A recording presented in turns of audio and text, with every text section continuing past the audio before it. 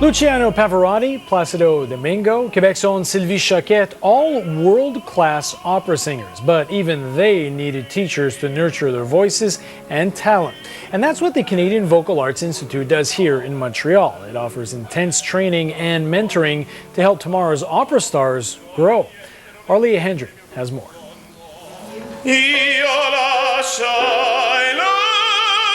Juan Carlos Rodriguez was supposed to be a doctor. But 12 years ago, he dropped out of pre-med to follow his calling, opera.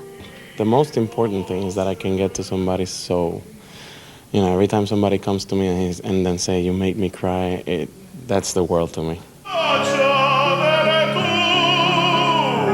Rodriguez is from Puerto Rico.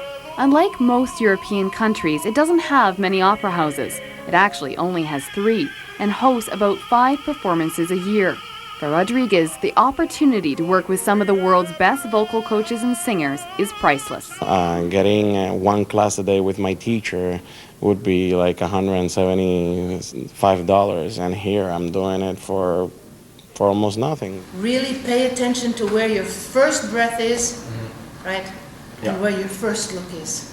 Joan Dorneman has worked with opera royalty, Pavarotti, Carreras, and Domingo.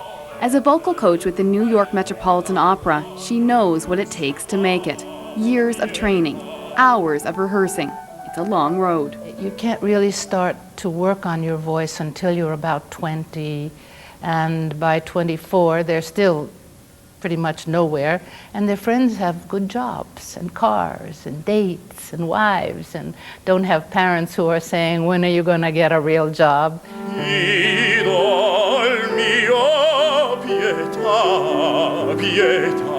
You do make yourself so believable. Dorneman co-founded the International Vocal Arts Institute. She wants to make sure the culture of opera lives on. This is the 3rd year the program has been held in Montreal. Its only North American stop. Somebody has to show you why Mozart recitative is not the same as Rossini, and how Rossini is different than Mozart, and what are the spices that can be added to Puccini, but we really don't want to put those in a Verdi piece. Jonathan Easterbrooks has been in the program for 3 years. He fell in love with opera as a kid. You've got incredible passion, you've got stage work, acting, singing, movement, stage fighting, incredible costumes and makeup. It's a mixed bag of tricks, but it's a lot of fun. Easterbrooks is only 23. He knows singing on world-class stages is still just a dream, but the networking he did last year paid off. I had the opportunity to work with Marlena Malice, who is teaching at Juilliard, and it was very much through this program that led me to study with her privately and then go on to apply to Juilliard, and I'm excited to be going there next year.